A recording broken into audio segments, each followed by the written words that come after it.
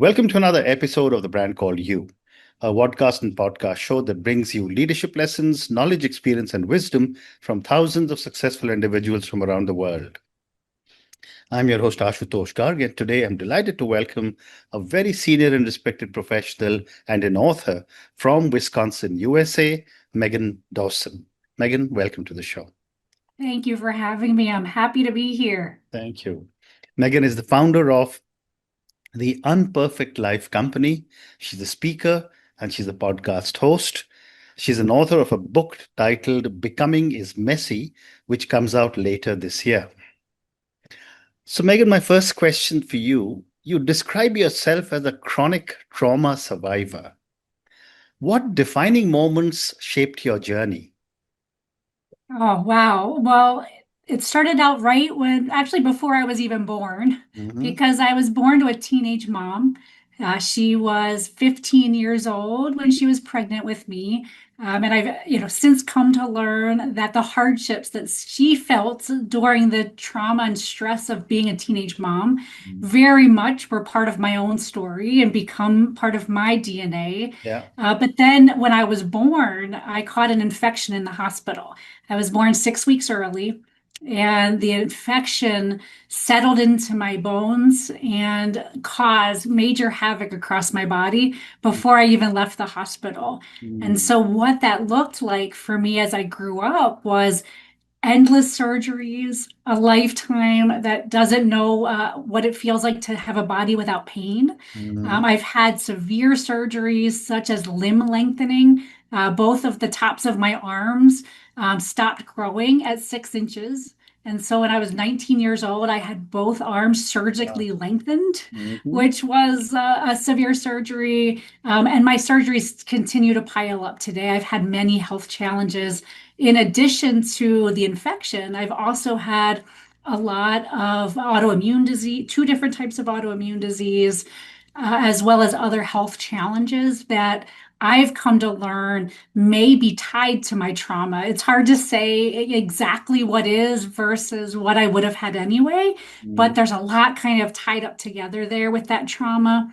Plus, I would just add, in addition to the medical trauma, I also grew up in a household where I was the oldest daughter, and my father was an alcoholic.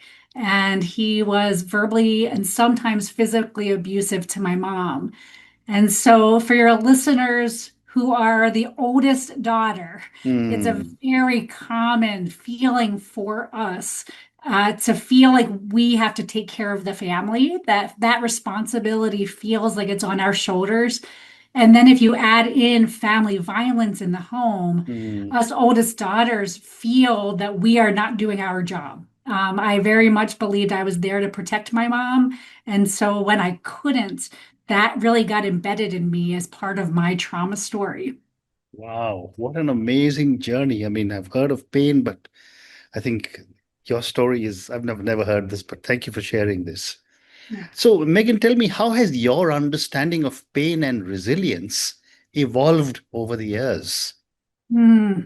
I externally, when people used to hear my story growing up, Mm. people would want to feel sorry for me. People would say, "Oh, poor Megan, right? Poor Megan, what a hard life you live." But I never felt that way because for me, it was just my life. We all have hardships in life. And if I allowed myself to feel sorry for myself, I very much believe that then the trauma and the pain would have won. That would have held me and kept me Mm. small. Mm. And so, from a very young age, I never wanted to feel like a victim. I never wanted to feel different than other people. I had the same dreams and desires. I wanted to be loved. I wanted to love people. I eventually wanted to be a mom. And so there was way more to my human experience than the pain. And so by not feeling like a victim and instead over time learning to believe that the things that happen to me are actually what make me me. And, Mm. and, and if I'm not going to let them keep me small, how do I learn from them? And Mm. somewhere along the way, I don't know how this came to be, but somewhere along the way, instead of asking, oh, God, why does this happen to me? Instead of asking that, I started asking, what is this teaching me? Why is this happening to me in a way that I can learn from to help others? And over time, I've come to learn that in our pain is truly where our purpose resides Mm. if we are willing to learn from it. Wow. What amazing positivity you have, Meghann. Congratulations. I think that's Thank what you. really sustained you. Amazing. You speak about reclaiming power. What does this process look like in practical terms? Mm. Reclaiming power for me is being able to tell our story. Mm. So this moment right now, you are helping me reclaim my power Hmm. because I believe when you tell the story, it releases the shame. And it took, I will say that is not an easy journey. For me, that took Mm. many years and well into my 30s. Before my 30s, I still carried a lot of the shame from my pain. I also had survival mechanisms. And Mm. so I used alcohol a lot of times to numb my pain. I kept it all inside. And I felt that I let people take advantage of me. And then I would feel embarrassed about that. So then I would keep that inside. And so I had a lot of secrets. Mm. And then when I became a mother and I looked at my own daughter, I was nursing her late at night and she was a preemie as well. And I realized my story is no longer mine alone. And if I don't release the shame, I'm going to pass the pain on to her. Mm. And that was kind of a spark for me that led me on a journey that is now my coaching philosophy, which is the unperfect level up. Yeah. And it's essentially 7 competencies that helped me reclaim my voice. And one of those competencies is to start sharing your story. And so it started out one person at a time, and now I'm writing a book, and now I'm here talking to you. And so after many years, I have no secrets holding me back anymore. You know, Fascinating. it's like I've just released it all because it's Fascinating. all part of me. Yeah. Yeah. So tell me, how important is storytelling in the healing journey? And what role does humor play in navigating deep emotional pain? Yes, I mean both together. So we just talked a little bit about the Yeah. storytelling. And when I say storytelling, I think for some listeners that can feel scary. Mm. Not everybody needs to go on a podcast. And so by storytelling, what I mean is just getting your stories out of you. Mm. That's the important part. And so the way you do that might be just journaling for yourself. Maybe you don't show it to anybody, but you Mm. get it out of your body. Or maybe you start testing and telling somebody that you trust, telling somebody that you know isn't going to judge you. Mm. And maybe you stay there. But essentially, what happens if you are willing to tell other people your story, Mhm. just like we are doing today, it Mhm.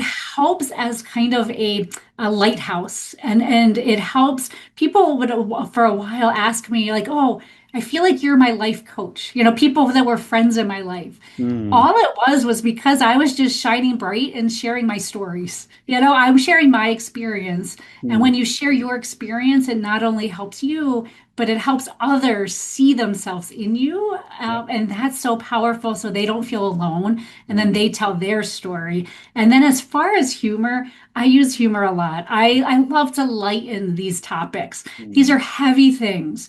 And I've come to find that if I stayed in the heaviness that is these things, we're talking about medical trauma and physical family abuse, Mm. alcoholism. These are heavy topics. Correct. And what happens is the listener is going to shut down if Mm. you stay in that heavy place. Mm. And so for me, if I lighten it up a little bit and if I tell a joke or if I laugh at myself, it gives permission for the listeners to lighten up a little bit too Mm. and see that humanity is kind of silly. It's like we're all imperfect. And as we learn along the way, we fumble, we make mistakes. And if we laugh at that, we can also overcome it.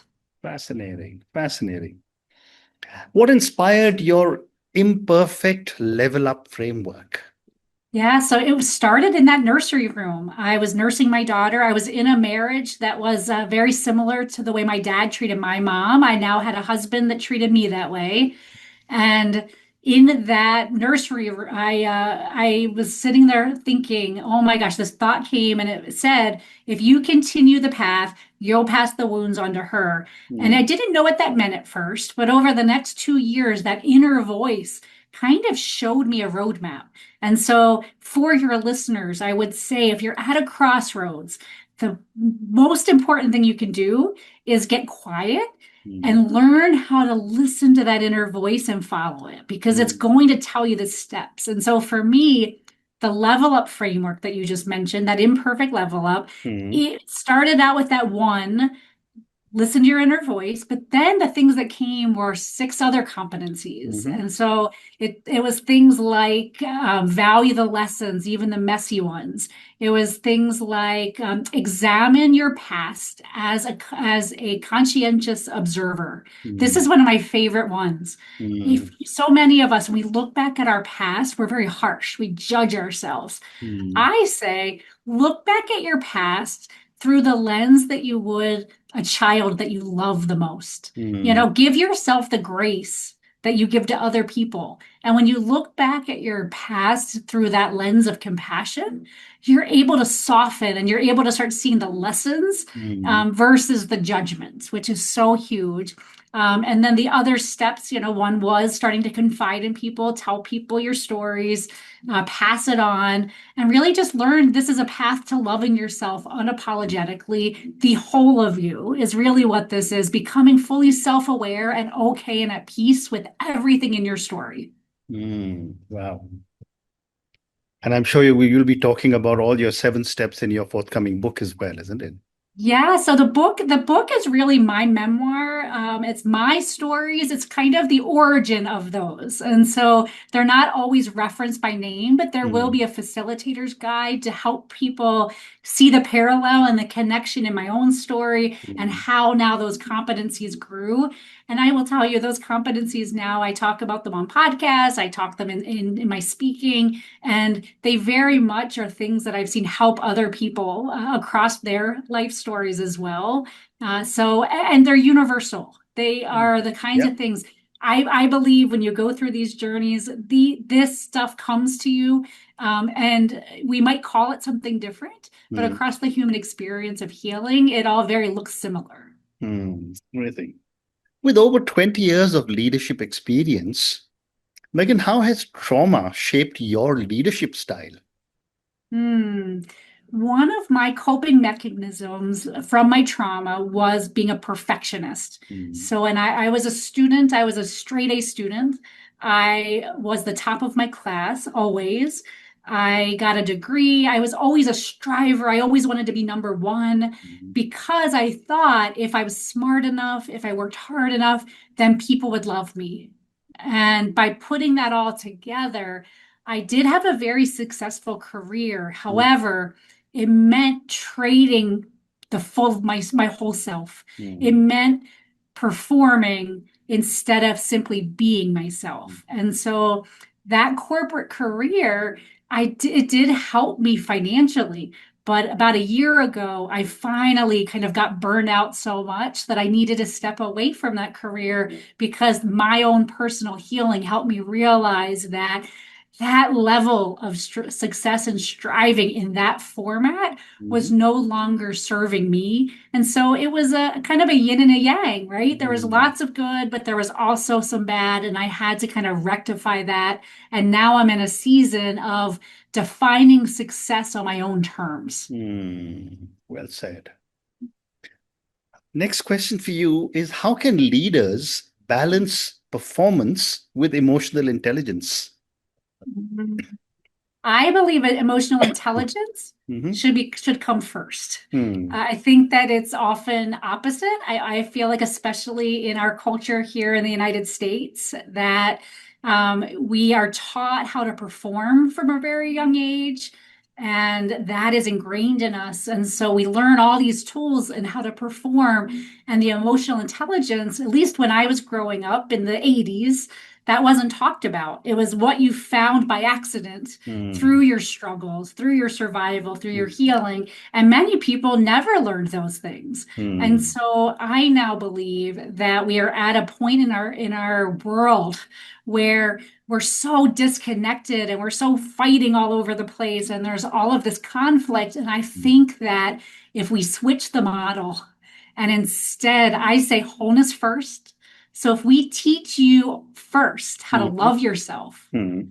I believe then the performance is naturally going to come because Right. when you fully love yourself, it unlocks your human potential. And Mm, that's a shift that I'm helping now companies in the United States. mm, That's my message to them is teaching a framework where it helps their leaders do the work to mm, learn to truly believe in themselves and love themselves. And then they shine as amazing leaders that help their team unlock their purpose. And mm. to me, that's going to maximize their profits and value Correct. way more than that top down kind of push to perform better. Great response. What is the connection between high functioning anxiety and success? Hmm. Gosh, I think that was another one that is tied to my perfectionism. Again, in the 80s, we didn't talk about anxiety. We didn't talk about emotional aspects of our being. And so I've always been, I think that I've been a high functioning, anxious person my whole life, not surprisingly, given my upbringing. But I also have come to learn that I have ADHD. And so I think that that striving and that perfectionism and always wanting to be the winner in the room and always wanting to get the highest grades and that kind of cycle, it was kind of like being a hamster on a hamster wheel, produce, produce, produce. And it felt like that was my personality. But I've very much come to learn that it was actually my body's trauma response Mm, to survival. And so anxiety for me became kind of a fuel to produce. I had a therapist one time say that every time I came to her, it felt like my heart was racing, right? Because I felt like I was just running, running, running. And I think looking back, if I would have stopped and slowed down, the pain was too much. It was mm, too much to confront the reality. And so for me, that anxious energy kept me moving forward back when I need it. So I do think it served a purpose for a while, but I also feel like it contributed to my health problems. And as an adult now, it was on me to eventually address that because I couldn't survive on that forever. mm. Amazing. What are the biggest misconceptions people have about trauma and healing?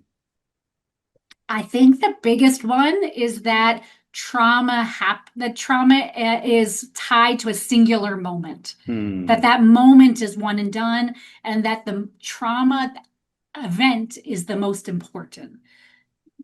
So that's definitely one.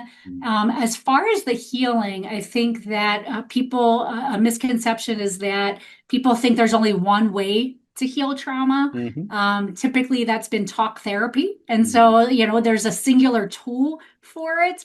And then the last thing I would say is that people think that there can be a finish line Mhm. to healing. And so, just to give context to all of that, I've very much come to learn that trauma, the events themselves, yes, they were important. Mhm. However, the feelings that you had after the trauma in those early days, the Mhm. keeping it a secret, the not talking to the adults in your life, Yeah. that's re-traumatizing and that's way, more impactful than the initial event. And then I've come to learn that healing is a lifetime journey. Healing, I am still learning new methods Mhm. to be able to address my body's need to healing. I did do talk therapy, and that helped me partially, Mhm. but my body needs new things and new tools. And as there's new developments and new things come out innovatively, I'm constantly seeking new tools to help me excel and kind of grow from my trauma. Fascinating. How does trauma impact identity, especially for women and mothers? Mm. Yeah, I spent a lot of time in my life wondering who was I without the trauma. and thinking that I was broken. It's like, gosh, if only I had had a life with no trauma, then mm, I would have been perfect, mm, right? And so it shifted me. And so it made me question my identity. And I've discovered this with a lot of women, moms as well, that becoming a mother, at least for me, when I became a mother, I realized I didn't know myself, and I think our little babies, our love for them is a mirror for the love that we could have for ourselves. mm, And so essentially, trauma can help hide our identity. A lot of times, us women, we find ourselves in middle age and we're like, oh my gosh, I've been living for everybody else. mm, I don't even know who I am. I don't even know what I like. Who is real Meghann? mm, And that was a question mark. And I realized when I would look at my daughter, my love for her was so immense. And over time, that love for her mm, started to reflect back at me. And I realized I could only love her fully if I learned how to love myself. And so it's mm. a very symbiotic relationship if you allow it to be. Amazing.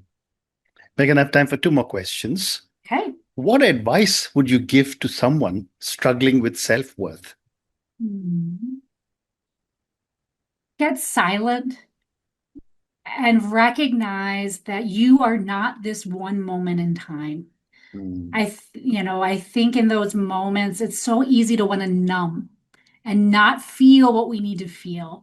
But when you're sensing that self-worth issue, the most important thing you can do is sit with that, feel what you need to feel. So then that little voice inside is going to start creeping in and it's going to start giving you the truth about who you are. When you feel like you have self-worth problems, that's your inner critic. And for many of us, that's the only inner voice we've ever heard. mm, But if you get quiet enough and you sit with those feelings, there's going to be this little inner voice that comes through loud and clear, and that's love. And it's going to help start telling you that you are worthy of love, and it's going to start giving you the steps to move forward. very interesting. And my last question for you, Meghann. If listeners and viewers take away just one idea from your journey and from our conversation, what would it be? Mm.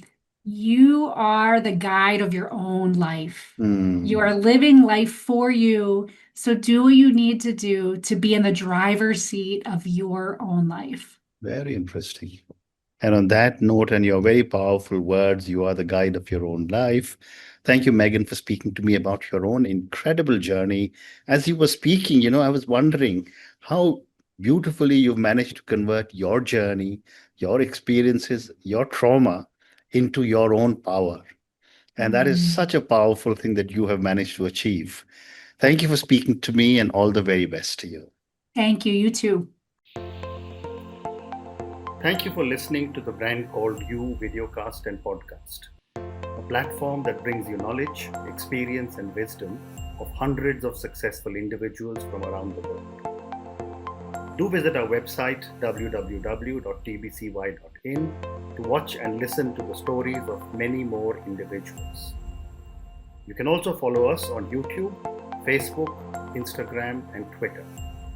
Just search for the Brand Called You.